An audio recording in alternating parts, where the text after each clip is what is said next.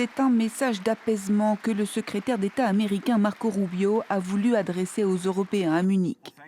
Un an exactement après le discours incendiaire du vice-président J.D. Vance qui avait ébranlé la relation transatlantique, le chef de la diplomatie américaine a laissé entendre que Washington n'avait pas l'intention d'abandonner ses alliés européens. Nous ne cherchons pas à diviser, mais à revitaliser l'Alliance atlantique.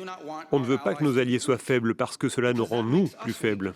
On veut des alliés qui se défendent eux-mêmes pour qu'aucun ennemi ne soit tenté de tester notre force collective.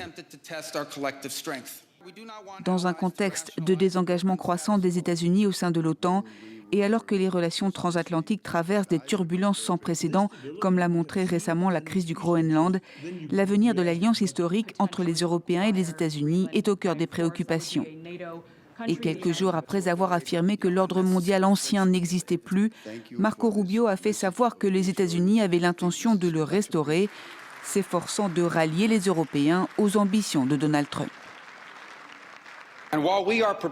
Même si nous sommes prêts, si nécessaire, à mener cette tâche seuls, nous préférons et nous espérons la mener à bien avec vous, nos amis ici en Europe.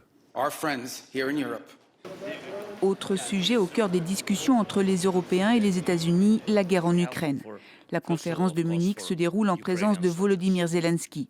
Et alors que Washington continue de faire pression pour un accord de paix rapide, Marco Rubio a déclaré samedi ne pas savoir si la Russie était sérieuse dans sa volonté de mettre fin à la guerre contre l'Ukraine.